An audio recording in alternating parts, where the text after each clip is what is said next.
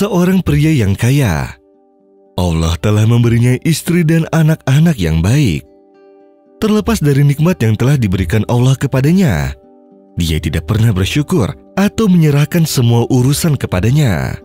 Sebagian besar waktunya dipenuhi rasa takut akan hasil dari setiap pekerjaan yang dia lakukan.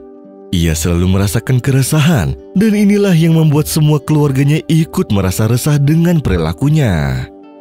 Suatu hari putranya yang masih kecil jatuh sakit, dan meskipun dokter meyakinkannya dan memintanya untuk banyak berdoa untuk putranya, dia sangat bersedih dan mengatakan kepada keluarganya bahwa putranya akan mati dan meninggalkannya. Sehingga keluarganya berkata kepadanya bahwa jangan sekali-kali berbicara yang tidak-tidak. Setelah itu, dia pergi keluar. Di luar, dia mendengar suara azan. Kemudian dia pun masuk ke masjid untuk sholat dan berdoa. Setelah doa-doanya berakhir dan para jemaah pergi, dirinya melihat seorang lelaki yang mengangkat tangannya dan berdoa sambil menangis.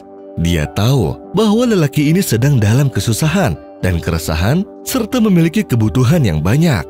Lalu dia menunggunya sampai lelaki itu menyelesaikan doa-doanya dan kemudian dia menghampirinya seraya berkata kepadanya, "Aku melihatmu berdoa dan seolah-olah engkau tertekan. Apa yang sedang engkau butuhkan?" Si lelaki itu pun berkata, "Penagih kredit akan datang kepadaku besok dan aku memiliki banyak hutang." Kemudian si lelaki itu menyebutkan jumlah nominal hutangnya kepadanya, sehingga si pria itu mengambil uang dari sakunya, lalu memberikannya kepada si lelaki tersebut. Sehingga dia bersukacita dan berterima kasih kepadanya. Si pria juga mengeluarkan kartu nama dengan nomor telepon dan alamatnya, seraya berkata kepada si lelaki, "Ambil kartu ini, dan jika engkau memiliki kebutuhan, jangan ragu untuk mengunjungiku atau menelponku."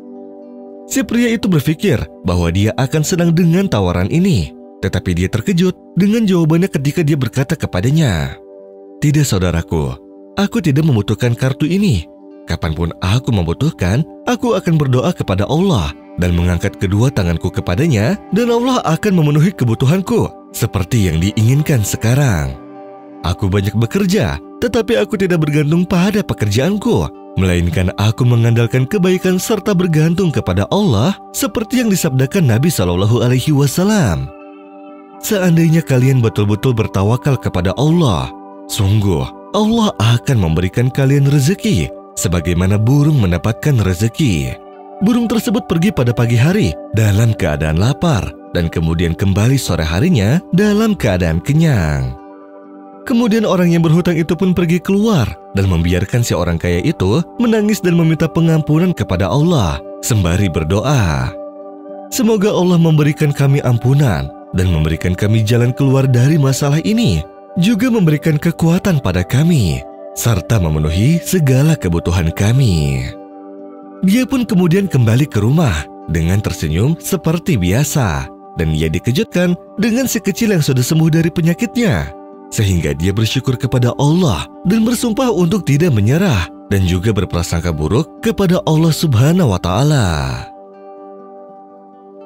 Alladzina qala lahumun nasu innan nasa qad jama'u lakum fakhshawhum fazadahum imana wa qalu hasbunallahu wa ni'mal wakil.